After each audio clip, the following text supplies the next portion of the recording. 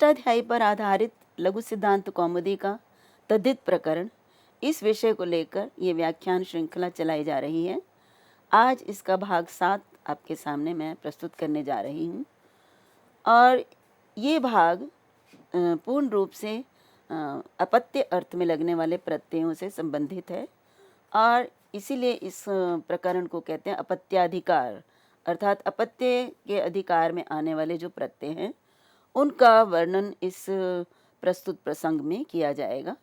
तो इसका जो पहला सूत्र आपके सामने है वो है तस्यापत्यम, और इस सूत्र को मैं आपके सामने पहले भी कई बार प्रस्तुत कर चुकी हूँ क्योंकि ये अपत्य अधिकार का सर्व प्रमुख सूत्र है और अपत्य अर्थ में जो प्रत्यय लगते हैं वो इसी सूत्र के द्वारा ही, जो इसी सूत्र के अधिकार में आने पर ही लगते हैं। तो वो जो अपत्य अर्थक प्रत्यय लगते हैं वो कैसे लगते हैं, कब लगते हैं और किस स्थिति में लगते हैं, उसका जो हमारे सामने विस्तृत व्याख्या है वो इस सूत्र के माध्यम से ही हो सकती है। तो ये सूत्र आपके सामने है, पूर्व व्याख्यात है, लेकिन यहाँ इस संदर्भ में इसकी व्याख्या पुनः आवश्यक है। तो इसमें तस्य और अपत्यम, और जब हमने तद्धित प्रत्यय आरंभ किया था तो मैंने आपके सामने एक बड़ा ही विशिष्ट और महत्वपूर्ण सूत्र रखा था, समर्थानाम प्रथमाद्वा, और उसमें मैंने आपको समर्थानाम, समर्थ का क्या तात्पर्य है, प्रथमाद का क्या तात्पर्य है, ये आपके सामने स्पष्ट किया था। और उसी का प्रयोग यहाँ पर इस सूत्र की वृत्ति में भी, इस सूत्र का अर्थ समझने में भी उन दोनों ही पदों का, दोनों क्या, समर्थ का भी और उसके बाद प्रथम का भी और वा का भी, तो इन तीनों का प्रयोग करके सूत्र का अर्थ क्या होता है ये आपके सामने वृत्तिकार ने जो अर्थ दिया वो है षष्ठ्यंतात कृत संदेह समर्थात अपत्य अर्थे उक्ताः वक्ष्यमाणाश्च प्रत्ययाः वा स्युः। तो उस पूर्व सूत्र को, वो भी अधिकार सूत्र है, और उस सूत्र को लेकर और तस्यापत्यम सूत्र को लेकर पूरा अर्थ क्या है। तो जैसे हमने समर्था नाम प्रथमाद वा किया था तो वहाँ पर समर्थ का अर्थ हमने किया था कृत संदेह, अर्थात संधि करने के बाद ही वे प्रत्यय किए जाते हैं। अपत्य अर्थ में जो प्रत्यय करेंगे वो कृत संधि को किए जाएंगे। जब तक हम संधि नहीं कर लेते तब तक हम ये प्रत्यय नहीं लगाएंगे, वो समर्थ नहीं बनेगा। और उसका आपके सामने हमने बताया भी था कि किस प्रकार से यदि संधि नहीं करते हैं तो पहले ही प्रत्यय कर लेते हैं तो किस तरह से अर्थ, अभीष्ट अर्थ की प्राप्ति नहीं होती है, और संधि करने के बाद जब हम प्रत्यय करते हैं तद्धित तो उससे अभीष्ट अर्थ की प्राप्ति होती है। और उसमें ये भी बताया गया था कि षष्ठ्यंत प्रथमाद, अर्थात प्रथम जो शब्द है, प्रथम जो पद है उसी से प्रत्यय होगा। अब देखिए दो तीन चीज़ें, एक तो ये है कि वो समर्थ होना चाहिए जिससे हम तद्धित प्रत्यय करेंगे, और दूसरा वो षष्ठ्यंत यहाँ पर दिया है, वो षष्ठ्यंत अर्थ कहाँ से आया है, तो प्रथमाद जो कहा उन्होंने, प्रथम जो सूत्र में प्रथम पद है उससे प्रत्यय होगा। तो यहाँ पर इस सूत्र को ही हम देखेंगे क्योंकि हम प्रत्यय कर रहे हैं इस सूत्र से। प्रत्यय विधायक अधिकार सूत्र है, ये सामान्य रूप से अण प्रत्यय करता है संतति अर्थ में, संतान अर्थ में। तो यहाँ पर प्रथम पद कौन सा है, वो है तस्य, और तस्य षष्ठ्यंत है, तत्शब्द से षष्ठी विभक्ति का प्रयोग किया गया है। और मैंने ये बताया था कि ये उपलक्षण मात्र है विभक्ति बताने के लिए। यहाँ पे तेन भी आ सकता है, आगे सूत्रों में जो है तस्मात् तेन, इनका प्रयोग करके ये बताया जाता है कि षष्ठ्यंत होगा, पंचम्यंत होगा, तृतीयांत होगा। तो यहाँ तस्य, तत्शब्द में षष्ठी विभक्ति लगाकर ये बताया गया कि जो अपत्य अर्थ में प्रत्यय लगाया जाएगा वो षष्ठ्यंत पद से होगा, क्योंकि तस्य प्रथम पद है और समर्था नाम प्रथमाद वा में प्रथमाद जो कहा वो प्रथम पद के लिए कहा, और प्रथम पद क्योंकि तस्य है, इसका मतलब है कि जो भी पद षष्ठ्यंत होगा उससे और साथ में जो कृत संधि होगा उससे ही अपत्य अर्थ में प्रत्यय होगा। अन्यथा यदि दोनों में से नहीं होगा, षष्ट्यंत नहीं होगा या कृत संधि नहीं होगा, तो अपत्य अर्थ में ये प्रत्यय जो भी कहे जाएंगे वो नहीं होंगे। तो वा मीन्स विकल्प से होंगे। तो यहाँ पे देखिए ये भी कहा वक्त उक्ता वक्ष्यमाणश्च। अब अपत्य अर्थ में प्रत्यय कहे गए हैं। पहले ये 4:1-92 सूत्र है, इससे पूर्व सूत्रों में भी अपत्य अर्थ में प्रत्यय कहे गए हैं, और अब इसके बाद जो आने वाले सूत्र हैं उनमें भी अपत्य अर्थ में प्रत्यय बताए गए हैं। तो इसलिए इस सूत्र का तात्पर्य है कि अपत्य के अर्थ में जो भी प्रत्यय पहले कहे जा चुके हैं, और वक्ष्यमाणा ये भविष्य काल की बात कर रहा है कि आगे जो ये प्रत्यय कहे जाएंगे वो सब प्रत्यय अपत्य अर्थ में जो है किससे होंगे, षष्ठ्यंत से और कृत संधि अर्थात समर्थ पद से ही होंगे, और वो विकल्प से होंगे। तो ये वास्तव में एक सामान्य सूत्र है, अधिकार सूत्र है, और इस सूत्र से हम ये समझते हैं कि यदि किसी विशेष सूत्र के द्वारा अपत्य अर्थ में, अपत्य आदि अर्थों में कोई और प्रत्यय नहीं कहा गया है, तो और सामान्य रूप से फिर हम तस्यापत्यम सूत्र का प्रयोग करके सामान्य अण प्रत्यय ही करेंगे। क्योंकि तद्धित प्रत्ययों को समझने में सबसे बड़ी समस्या ये आती है कि यहाँ हम किस सूत्र से करें, हम प्रत्यय तस्यापत्यम से करें या फिर और सूत्र जो बताए गए हैं उनसे करें। तो जहाँ तक अण प्रत्यय का प्रश्न उठता है, तो अगर कोई और सूत्र उसके लिए नहीं कहा गया किसी शब्द के को तद्धित प्रत्यय लगाने के लिए, तो हम तस्यापत्यम सूत्र, इस सामान्य सूत्र से ही वो प्रत्यय लगाकर प्रयोग कर सकते हैं। और यदि विशिष्ट सूत्र दिए गए हैं तो उनसे फिर हम अपत्य अर्थ में प्रत्यय लगाएंगे। तो ये एक तरह से अधिकार सूत्र भी कह सकते हैं, और कई स्थलों पर ये विधि सूत्र भी है। अब इन्होंने कहा कि उक्ता प्रत्यय, तो हम इससे पूर्व कुछ प्रत्यय अपत्य अर्थ में आपके सामने बता चुके हैं, साधारण प्रत्यय। तो यहाँ पे देखिए प्राग दिव्य तो अण एक सूत्र है, ये सामान्य रूप से अण प्रत्यय का विधान करता है। और किन में करता है, तो प्राग दिव्य तो अर्थात एक सूत्र है, तेन दिव्यति खनति जयति जितम, ये चतुर्थ अध्याय के चौथे पाद का दूसरा सूत्र है। तो इसका मतलब है कि ये जो प्राग दिव्य तो अण सूत्र है, ये चतुर्थ अध्याय के पहले पाद का 83वां सूत्र है। यहाँ से लेकर और तेन दिव्यति खनति जयति जितम सूत्र तक, इनके अंतर्गत जो भी प्रत्यय आएंगे वो सब प्रत्यय तस्यापत्यम सूत्र के अनुसार वो षष्ठ्यंत और समर्थ पद से ही होंगे अपत्य अर्थ में। तो इस प्रकार से अब मैं आपको जो उदाहरण हम पहले कर चुके हैं उनमें से एक उदाहरण जो है अश्रुपत्यादिभ्यश्च, ये चतुर्थ अध्याय के पहले पाद का 84 सूत्र है। तो प्राग दिव्य तो अण सूत्र से अगला सूत्र है, और ये अश्रुपति आदि गण में पड़े हुए शब्दों से अपत्य आदि अर्थों में अण प्रत्यय का विधान करता है। तो अब तस्यापत्यम सूत्र के अनुसार ये जो प्रत्यय है ये षष्ठ्यंत और कृत संधि से होगा।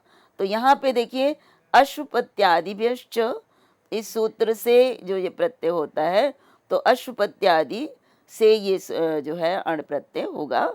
अश्वपत्यादि का मतलब अश्वपति आदि गण में पड़े गए शब्दों से होगा, और षष्ठ्यंत से होगा, किससे, तस्यापत्यम सूत्र के आधार पर।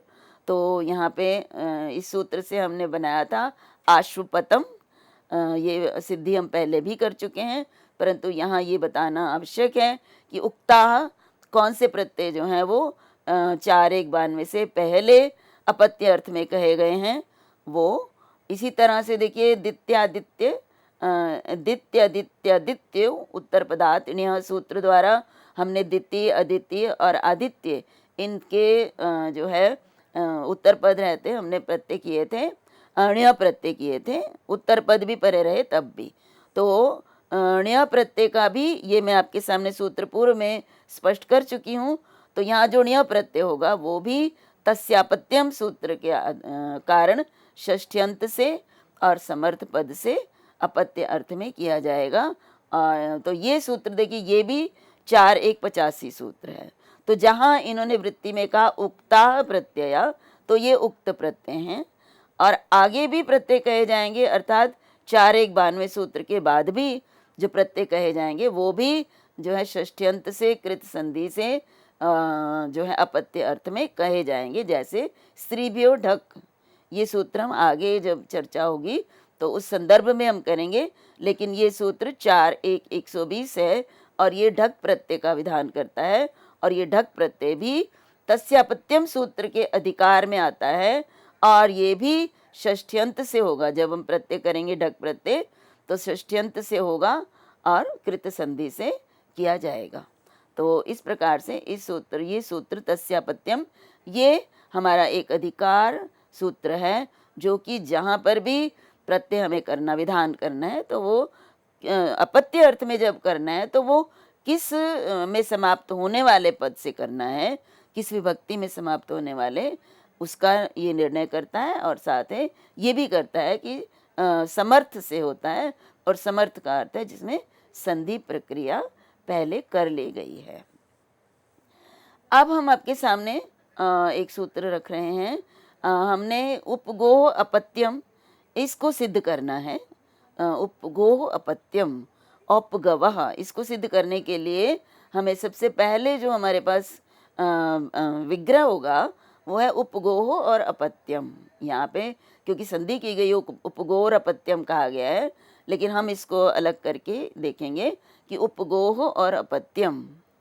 तो यहाँ पर अपत्य अर्थ में हमें प्रत्यय लगाना है, उपगो की संतान, तो अपत्य अर्थ में प्रत्यय हमें लगाना है। और उपगु शब्द है, उपगोह षष्ठी विभक्ति में समाप्त हो रहा है। तो जब हम प्रत्यय लगाने की बात करते हैं तो हम जानते हैं कि तद्धित प्रत्यय पद से होते हैं, ये पद विधि है। तो हम उपगुंगस से प्रत्यय करेंगे, तो उपगुंगस्य से अपत्य अर्थ में हमें प्रत्यय करना है। और तस्यापत्यम सूत्र के अनुसार ये षष्ठ्यंत से होगा। उपगोह ये षष्ठ्यंत है, और अब हम करेंगे किससे? प्राग दिव्य तो अण सूत्र से। प्राग दिव्य तो अण, इस सूत्र से हम यहाँ पे अण प्रत्यय करेंगे। तो और षष्ठ्यंत से करेंगे तो उपगोह और अपत्यम में से उपगोह, उपगुंगस से हम ये अण प्रत्यय करेंगे। तो हमारे पास क्या स्थिति बनेगी? उपगु और ngस का लोप, ये सब पूर्व में जिस भी सिद्धि को करते हैं, कर चुके हैं, उन सब में हम ये जानते हैं कि जब ये प्रत्यय करते हैं तो उसकी प्रातिपदिक संज्ञा हो जाती है, और जैसे प्रातिपदिक संज्ञा होती है तो उसकी विभक्ति का लोप हो जाता है। तो इसलिए बार बार इस बात को हम दोहराने के बजाय हम ये समझ लेते हैं कि जैसे ही हम तद्धित प्रत्यय करते हैं तो विभक्ति लुप्त हो जाता है।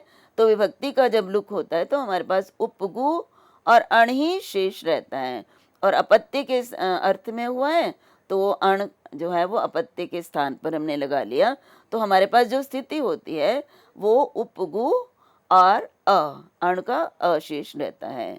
और उपगु के उ को हम जो है तद्धितेश्व चाम आदि सूत्र द्वारा आदि वृद्धि करते हैं, तो उ को वृद्धि करने के बाद औ बन जाता है, औपगु बनता है, और उसके बाद हमारे पास अशेष रहता है।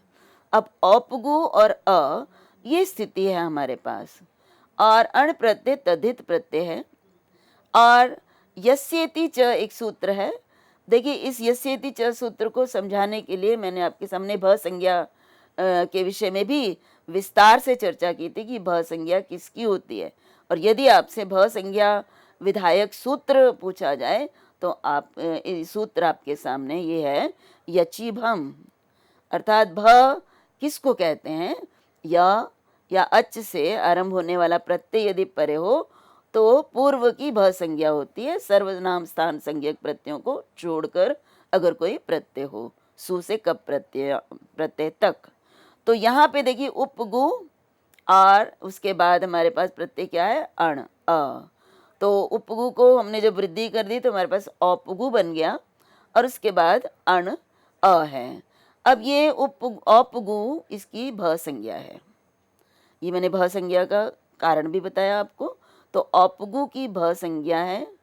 वैसे तो इसके बाद हम जो पूर्व में हमने सूत्र लगाए थे वो उनमें सूत्र था यस्येति च, और यस्य का अर्थ होता है ई और अ, तो भ की ई या अ का लोप होता है। ये जो है ईकार और तद्धित प्रत्यय यदि परे हो तो यहाँ पर तद्धित प्रत्यय तो परे है और औपगु भ संज्ञक भी है, लेकिन औपगु में उकार है, ई भी नहीं है अ भी नहीं है, तो फिर ये उकार का लोप जो है यस्येति च से नहीं हो सकता। क्योंकि कई बार ये शंका रह जाती है, प्रश्न रह जाता है कि यहाँ पर यस्येति च से औपगु के उ का लोप क्यों नहीं हुआ है। तो कारण मैंने आपको बताया कि उकार लोप नहीं होता यस्येति च सूत्र से। तो इसलिए ये सूत्र जो आपके दिया गया आचार्य पाणिनि ने और गुणः, अर्थात यदि उ वर्ण में समाप्त होने वाला भ हो उसको गुण हो जाता है। उ वर्णांतस्य भस्य गुणस्तद्धिते, यदि कोई भी तद्धित प्रत्यय हो परे हो और उ वर्णांत भ हो तो उसका लोप हो जाता है। तो मतलब उसका लोप कहने का तात्पर्य पूरे उ वर्णांत का लोप ना होकर उसके अंतिम वर्ण का लोप होता है अलो अंत्यस्य परिभाषा के कारण। तो जब हमारे पास औपगु हुआ और उसके बाद तद्धित प्रत्यय है अण अ, तो औपगु मैंने बताया ये भ संज्ञक है। भ संज्ञक होने के कारण इसका जो अंतिम वर्ण उ है उसको गुण हो जाएगा। ये और गुणा सूत्र के द्वारा किया गया। तो उ को जब हम गुण कहते हैं तो उ के स्थान पर गुण क्या होगा?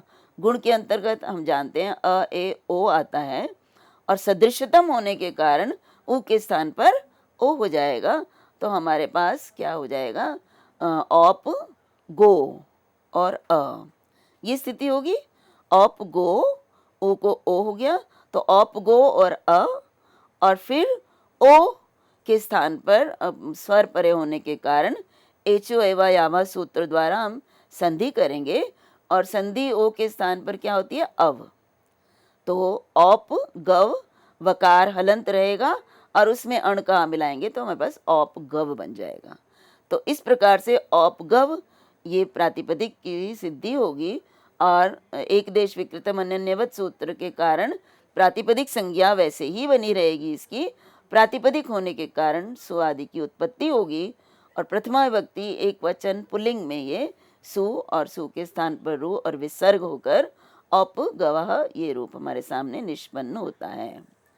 इसी प्रकार से ये जो आश्रुपतः ये भी अण प्रत्यय लगकर बनता है, इसकी सिद्धि आपके सामने पहले की जा चुकी है, परंतु यहाँ क्योंकि ये बताया गया है कि किए गए प्रत्यय और आगे वाले प्रत्यय जो हैं तस्यापत्यम सूत्र के अधिकार में आएंगे, षष्ठ्यंत से होंगे, तो ये इसीलिए आश्रुपतः, दैत्यः, औत्सः, स्त्रैणः, स्त्रैणः भी हमने कर लिया स्त्री पुंसाभ्याम, नय स्नयो भवनात् इस सूत्र से किया था नय प्रत्यय, और पौंसना भी पुंस शब्द से हमने स्नय प्रत्यय करके बनाया था। तो ये सारे जो रूप हैं ये संतान या अपत्य अर्थ में होते हैं और जिन जिन सूत्रों से होते हैं उनसे होते हैं, लेकिन तस्यापत्यम सूत्र के द्वारा वो षष्ठ्यंत से, समर्थ पद से और अपत्य अर्थ में किए जाएंगे। उसका अधिकार यहाँ पर भी चलेगा। अब यहाँ पर एक और प्रश्न और एक और शंका उत्पन्न होती है कि जैसे औपगवम बनाया है हमने उपगोह अपत्यम, उसी तरह से जब हम स्वयंभू की संतान कहते हैं स्वयंभोह अपत्यम, स्वयंभू और स्वयंभू से षष्ठ्यंत स्वयंभोह अपत्यम, तो जब हम इस अर्थ में बनाते हैं तो हमारे पास देखिए रूप बनता है स्वायंभुवम। ये इस प्रकार की जो शंकाएं या इस प्रकार के जो प्रश्न हैं, ये जो हम परीक्षाएं देते हैं प्रतिस्पर्धाओं वाली, उनमें ये अवश्य शंकाएं जो हैं उठाई जाती हैं, जिनके विषय में हमें ज्ञान होना चाहिए। क्योंकि अभी अभी हमने औपगव बनाया है और अब हम उसी तरह से जैसे उपगु से बनाया, इसी तरह स्वयंभू है, ये भी उकारांत है, तो स्वयंभो अपत्यम में भी इसी तरह से औपगव की तरह स्वयंभव बनना चाहिए था ना। स्वयंभुव तो नहीं बना, औपगुव तो नहीं बना, हमारा औपगव बना है। तो क्या कारण है? ये कारण भी तो हमें जानना है कि ये यहाँ पे ऐसा क्यों नहीं किया गया है। तो यहाँ पे देखिए स्वयंभो अपत्यम जब हमने किया तो स्वयंभू से हमने अपत्य अर्थ में अण प्रत्यय किया, और जब अण प्रत्यय किया तो वह के अ को आ किया तो स्वयंभुव बना, और स्वयंभू बनने के बाद स्वयंभू, और उसके बाद अ है। अब ये जो गुण होता है, ये गुण जो है वो नियमतः नहीं होता है, हर जगह नहीं होता है, आवश्यक नहीं कि निश्चित रूप से ये गुण हो। तो इसलिए यहाँ पर गुण नहीं किया गया है, और जब ऊ को गुण नहीं करेंगे तो फिर क्या होगा?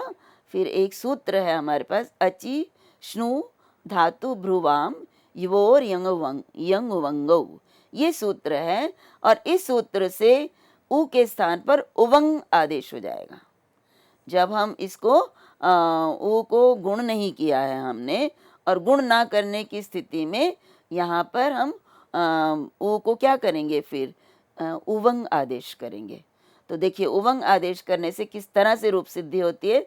जब हमने स्वयंभू और भ के उ के स्थान पर हमने कर दिया उवंग, उवंग का उव रहता है, उव उ व हलंत, तो स्वायंभ हलंत है, उ निकाल दिया, उ के स्थान पर उवंग कर दिया, उसका उव रह गया, तो भ में उ मिला दीजिए तो क्या बन जाएगा? स्वायंभुव। एक बार पुनः हम इसको देखते हैं कि इस सूत्र से यहाँ पर स्वयंभू का जो उकार है भू का, उसके स्थान पर हमने उवंग करना है। तो भू का उकार जब हट जाता है तो भ हलंत रह जाता है, और उ को उव बन जाता है, उवंग का उव रहता है।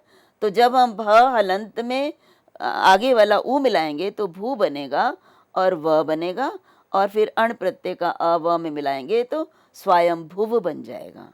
और स्वयंभुव, और फिर नपुंसक लिंग में जब हम इसके रूप चलाते हैं तो सु के स्थान पर अम और अमी पूर्व से पूर्व रूप होकर स्वयंभुवम रूप बनेगा। तो देखिए उपगोह अपत्यम, उपगु से अण प्रत्यय जब लगता है तो औपगवः बनता है, लेकिन स्वयंभो अपत्यम से जब अण प्रत्यय लगता है तो स्वयं भावम ना बनकर स्वयं भुवम बनता है। तो शुद्ध रूप की पहचान आवश्यक है, शुद्ध रूप स्वयं भव नहीं है, स्वयं भुव है। तो इस प्रकार से प्रत्यय के बाद किस प्रकार से रूप परिवर्तन होता है तद्धित प्रत्यय लगने पर, इस संबंध में आपने इन सूत्रों के माध्यम से ये देखा। अब अभी हमने अपत्य अर्थ में होने वाले प्रत्ययों की बात की। तो अपत्य शब्द का अर्थ क्या होता है? संतान। तो संतान का अर्थ केवल यही नहीं है कि जो हमारे पुत्र हैं, पुत्रियां हैं, केवल यही हमारी संतान है। वास्तव में संतान के अंदर तो हमारे पुत्र के पुत्र, पुत्रियां इत्यादि या उनके बच्चे इत्यादि, ये समस्त जो है ये इस अपत्य के अंतर्गत ही आ जाते हैं। तो अपत्य का मतलब इमीडिएट फैमिली, इमीडिएट बच्चे नहीं, अपितु अपने संतति के संततियां भी, सब बच्चे जो हैं ये अपत्य के अंतर्गत आते हैं।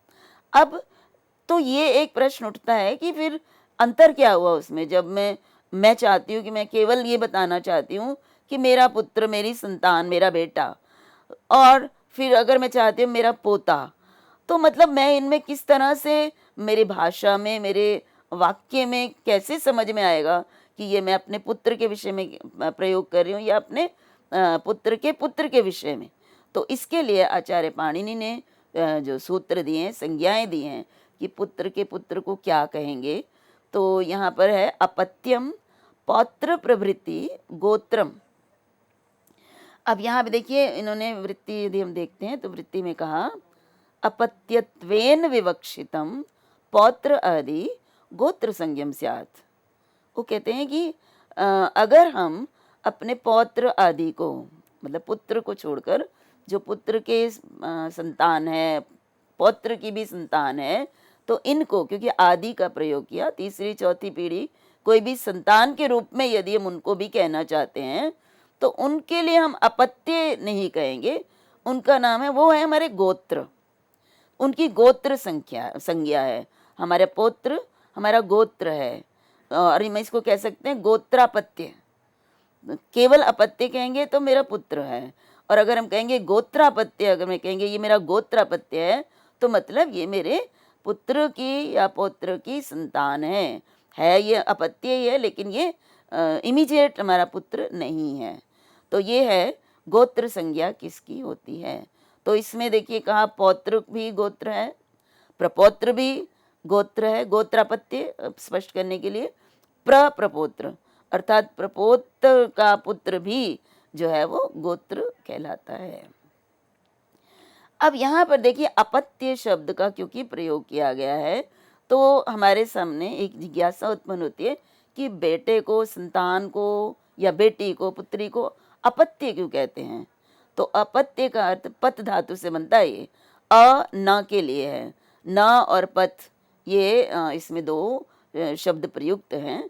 तो न पतंती पितरो अनेन, तो अपत्य संतान जो है पुत्र इत्यादि को अपत्य इसलिए कहते हैं कि इनके कारण या ये इनके द्वारा या ये अपने पिता का कभी पतन नहीं चाहते हैं, पतन नहीं करते हैं, अपने पिता को किसी भी रूप में ये नीचा नहीं दिखाते हैं, इसलिए इनको अपत्य या संतान कहा जाता है।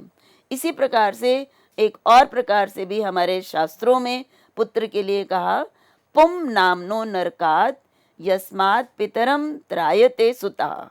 जो पुत्र है वो पुम नामक नरक से अपने पिता की रक्षा करता है। अर्थात ये जो संसार रूपी कष्ट हैं या इस जीवन के बाद के जो भी जो समस्याएं या कष्ट आते हैं उन सब से पिता की रक्षा जो करता है, इसलिए उसको पुत्र, त्रायते मतलब होता है रक्षा करने वाला, नरक से जो पिता को बचाता है। तो हमारे जो शास्त्र हैं उनके अनुसार देखिए इस जीवन में तो पुत्र पिता की रक्षा करता ही है। जब पिता को आवश्यकता होती है तो पुत्र को पिता की रक्षा सदैव करने के लिए तत्पर रहना चाहिए। परंतु जब पिता इस दुनिया में नहीं है तब भी पुत्र उनके जो बाद के कार्य हैं, जो छोड़ के पिता चला गया है, या फिर जो हमारे श्राद्ध इत्यादि हैं, तर्पण इत्यादि कार्य हैं, वो सारे संतान ही करती है, अपत्य ही करता है। और ऐसा माना जाता है कि उनकी तृप्ति जो है पिंडदान से ही होती है। उनके वार्षिक जो श्राद्ध इत्यादि है उन्हीं से पितरों को जो है संतोष या तुष्टि प्राप्त होती है। तो ये जो है अन्यथा उनकी आत्मा जो है वो भटकती रहती है, ऐसा हमारे विश्वास या मान्यता है। तो इसलिए अपत्य कहा जाता है संतान को या पुत्र को।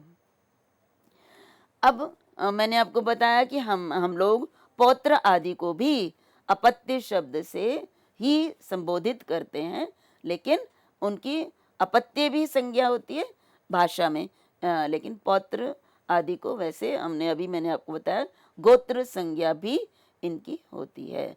तो पौत्र आदि नाम अपि पतन अहेतुत्वात् अपत्यत्वम, पौत्र आदि भी संतान कहलाते हैं। देखिए जिसका पुत्र नहीं होता तो जो बाकी उसके पिता के जो दादा के कार्य हैं वो सारे उनका पुत्र का पुत्र करता है, और इसीलिए उसको भी अपत्य के रूप में ही कहा जाता है, क्योंकि वो भी अपने जो दादा हैं, पिता के पिता, उनको इस पतन से बचाता है, इसलिए उसको भी अपत्य कहा जाता है।